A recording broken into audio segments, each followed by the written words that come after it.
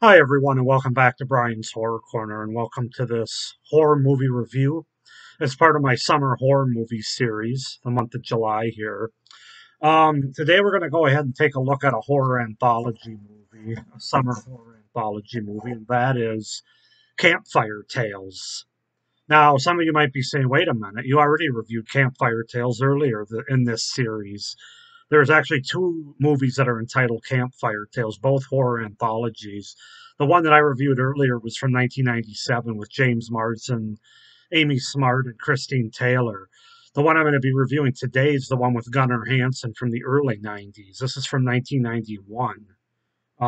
The original, I guess you might say, Campfire Tales, where that one was from 1997. So, yeah, Campfire Tales from 1991 with Gunnar Hansen. Let's just go ahead and get into it, starting with the setup, the premise, and the cast, and then I'll get into my thoughts and review, which, per usual, will be spoiler free.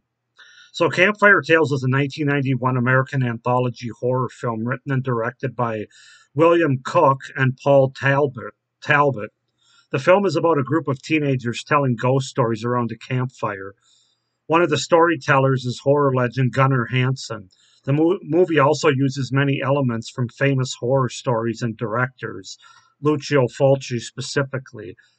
So basically, you have four stories in a wraparound, is how this plays out. So I'll just kind of give you the gist of each story. So the first story involves a young couple returning home after hearing on the radio that a murderer with a hook on his right hand has escaped from a local insane asylum and is terrorizing the countryside. So that's the first one. The second story involves two stoners searching for marijuana, and upon finding a large quantity and a very strange drug dealer, they return home to smoke it. The third story has to do with a greedy, selfish man returning home to his mother for Christmas. He kills her for her inheritance, pushing her down the stairs leading into the basement.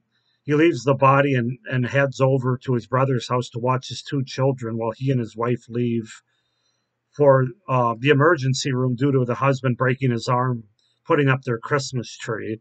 The fourth story and the final story is about a shipwrecked pirate on a desolate island. He discovers a man who warns him about buried treasure on the island being guarded by zombies.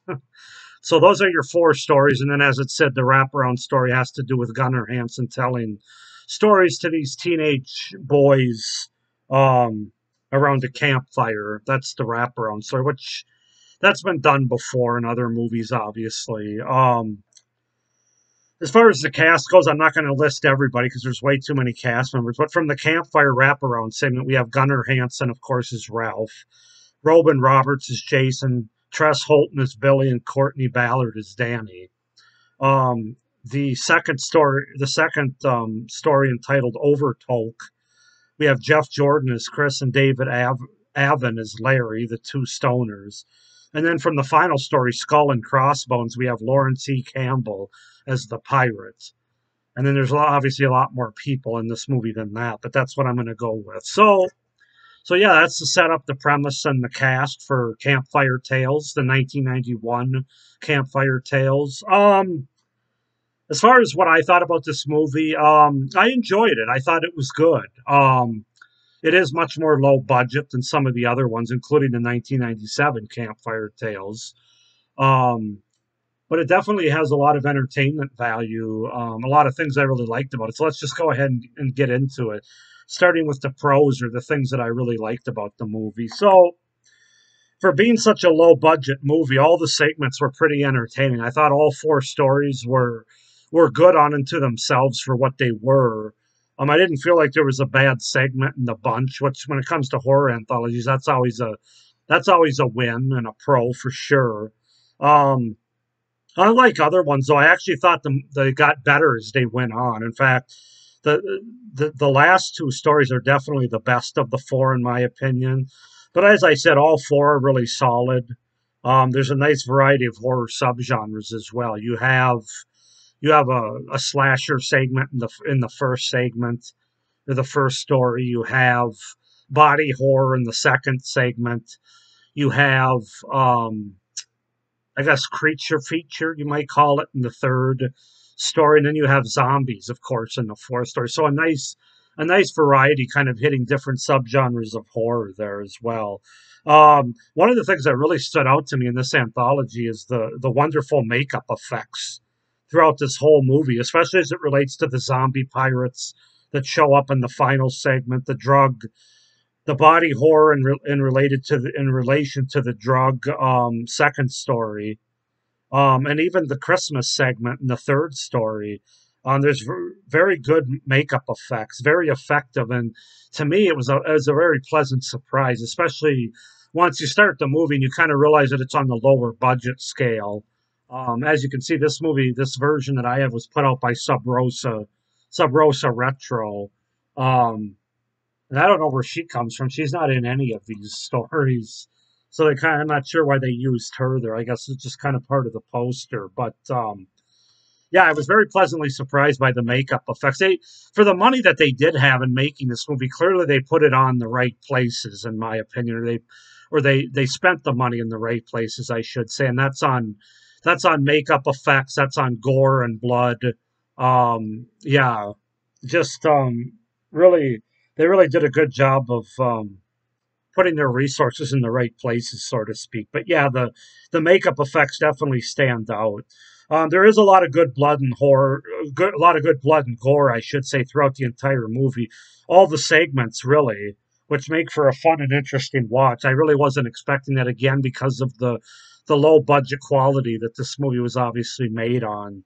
Um, but yeah, it's very good. All four segments have some sort of gore or blood, whether it's related to the kills that we end up getting at the end or the body horror that we get in one. It's all there. It's all effective throughout the entire movie. Um, I enjoyed Gunnar Hansen as the mysterious man at the campfire, known as Ralph. Definitely the only actor that anybody would really know from this movie. The only standout performance as well, I would say, from this movie. So yeah, it was really good to see Gunnar Hansen in this movie. There are some pretty good suspenseful moments, especially in the first segment and the third segment, the slasher and the creature feature segments, basically. Um, there's also some great creature designs in the Christmas segment. You can kind of see one of them here. I don't know how well you can see that, but we have our version of Santa Claus in this horror anthology here. Um, but yeah, they did a good job with the creature design, the effects, and that, as well as you get to see one of this particular Santa's version of his reindeer, I guess it would be, on the roof, which is also very effective in what they show there. So yeah, very good creature designs in that segment specifically. Um, I like the little hook at the end of the movie, no pun intended. If you've seen the movie, you know why I say that. It's just kind of a nice way to wrap up the whole movie.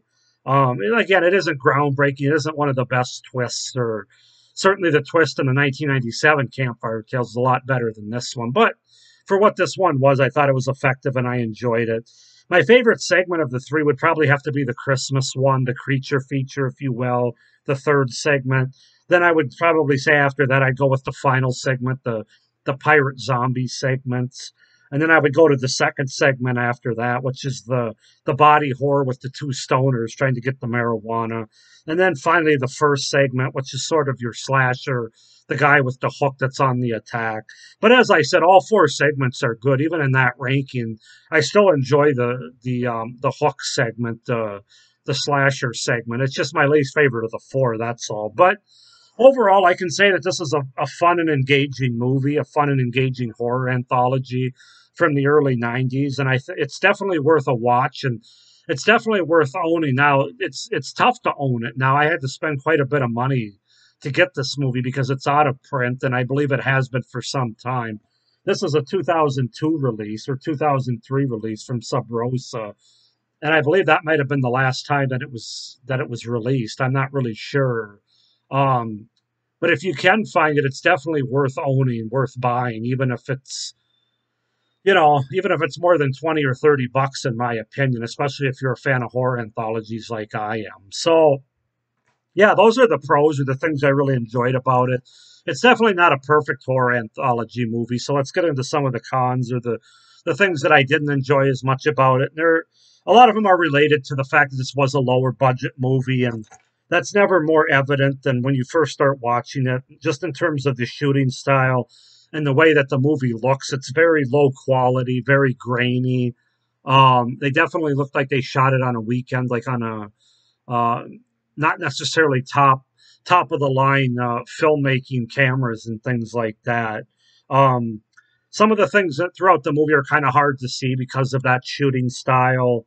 So yeah, definitely the biggest place that the low budget quality stands out is in terms of how the movie looks and how it comes across on the screen, with that grainy low budget quality. Also, the acting overall is pretty weak. It's really bad actually for most of this movie. Gunnar Hansen would probably be the only exception to that, and really he didn't have that much to do in this movie either. So it's kind of hard to even say that. But yeah, overall, you could tell that they didn't get top notch actors. That was one of the things that stood out about the 1997 Campfire Tales is the acting was actually relatively good for that kind of movie, especially in comparison to this, which, as I said, was a lower quality, lower budget, I should say. But so yeah, the acting's definitely not one of the strong points. The wraparound story I didn't think was anything groundbreaking, as I mentioned earlier, just sort of there to tell the tales without any real setup or backstory of the characters that we get in the wraparound story. I mean, you're just introduced to these three young kids that happen to be out in the middle of the woods and near a campfire, and that's about all we know. We don't know how they got there or what kind of friendships they have, and then they stumble upon this guy in the woods that kind of creeps him out at first, and then he tells them he means them no harm, and they all end up sitting around the campfire, and he tells them these four stories. So again, I enjoy that. I'm glad that they have a wraparound story because there's a lot of horror anthologies that we don't even get that. So it's not the worst wraparound story I've ever seen, but definitely not one of the best either. So I would have liked to have seen a little bit more with the wraparound story there. Obviously, the movie's not overly scary. As I mentioned, they do a pretty good job with the first segment and third segment when it comes to some suspenseful moments and scenes and setups, but it's not scary. I also don't think the editing's that great in this movie. You get some cutaway kills, but more importantly, you get some things that happen off screen, like in the one segment, the Christmas segment, I mentioned that this kind of selfish guy son ends up killing his mother and pushing her down the stairs. That really doesn't appear at all. It's pretty choppy, pretty much off screen, so that wasn't great. Budget restraints were likely the reason for that. And I also will say it's not the best paced anthology. Like the segments basically the length of time, like the last segment's definitely the longest. It's like 20-25 minutes on its own. The first segment, the slasher segment, might only be 10 or 15 minutes, if that.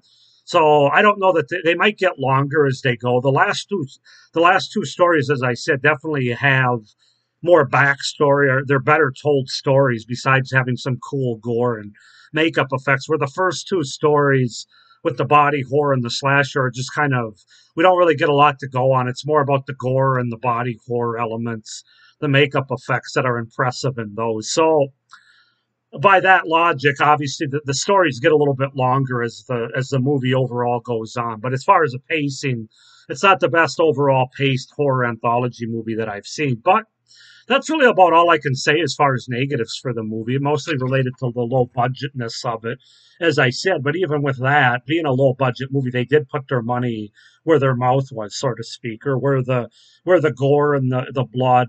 I was actually kind of surprised, as I said in my review, that there's actually one part of this movie where somebody gets their heart pulled out, and yeah, there's actually some pretty good violence and blood and gore on screen here. So they didn't low budget that stuff, and that was that definitely was good. So overall, for what this movie is and the low budgetness of it, I'm going to give it a 7.5 out of 10.